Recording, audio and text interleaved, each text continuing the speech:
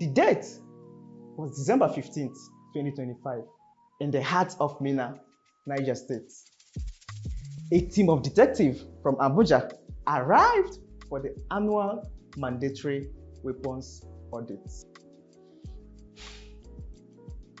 A standard procedure designed to ensure that every bullet and every barrel is accounted for.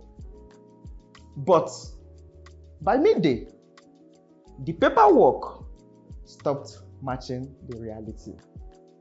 When investigators walked into the Mopo 12 armory, they weren't looking for scandals. Instead, they expected a tally. But to their greatest surprise, they found silence and empty boxes. This wasn't a clerical error, it was a void. But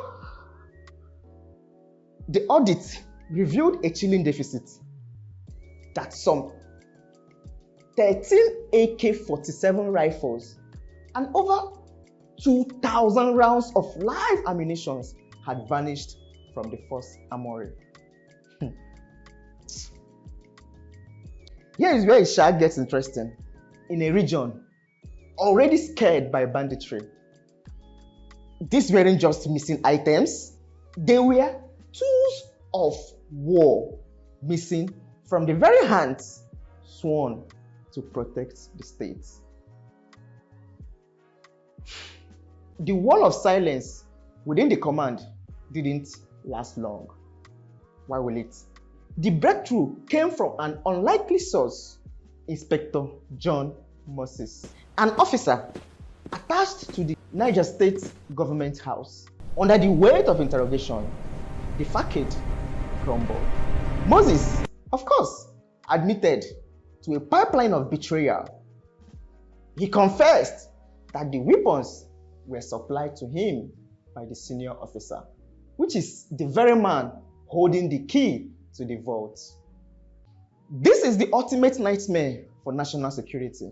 When the gatekeeper becomes the merchant, the entire fortress is compromised, says a witness. At the center of the storm was Deputy Superintendent of Police, Isa Abdullahi, known locally as Konkore. Well, as the head of Mopo 12 Armory, he was the custodian of the state's legality. That is, all weapons about the state is under his very care. The investigation took a darker turn as the Office of the National Security Advisor stepped in. The probe revealed a family affair of illicit trade. Allegations surfaced that Abdullahi's own brother served as the intermediary, ferrying these government-issued rifles to unscrupulous elements in Shiroro, a region terrorized by armed groups. The involvement of the NSA signals that this wasn't just a local theft, rather, it was organized arms diversion. Wait, hold on. We are talking about the state unintentionally arming its own bad guys? But hang on a little.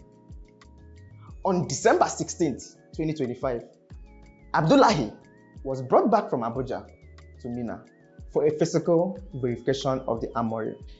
It was supposed to be the final piece of evidentiary puzzle, but instead, it became a crime scene. I feel so sad and so bad about it because I trust my dad. My dad could not even kill a ant, talk less of saying that my dad shot himself. Because we were sitting at home when he called us that he needs his clothes and ATM, they should bring it for him, that he will soon come back now. Before we know, within 30 or 10 minutes, they just call us that our dad is dead.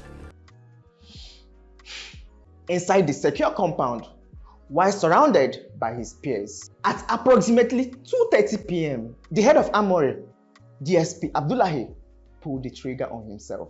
Dad cannot shoot himself. Now, the daughter of the late Deputy Superintendent of Police, Abdullahi Isa, we allegedly take him life, sake of accused say he dey supply bandits with weapons. The family still dey sad over the death of their papa, as them dey beg authorities to release him dead body so them fit bury him according to Islamic rites. Yes, he took his own life. And of course, he took his secrets to the grave.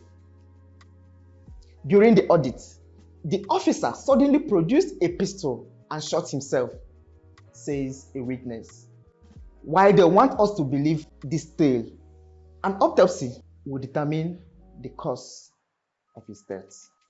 Because the gunshot left behind more questions than answers. Of course, questions like, how does a suspect under high level of investigation have access to a loaded weapon? How?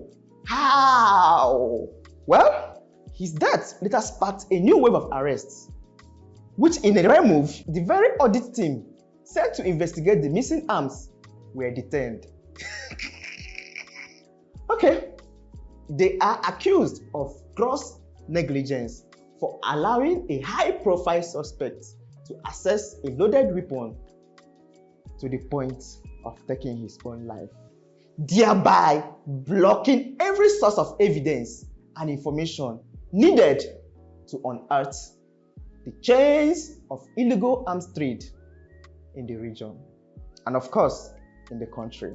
As more personnel attached to the late DSP are detained, the nation is left to grapple with the scale of the network. Well, in Nigeria, where every diverted bullet fuels human suffering, the Mina revelation is a haunting reminder that accountability cannot be a routine audit.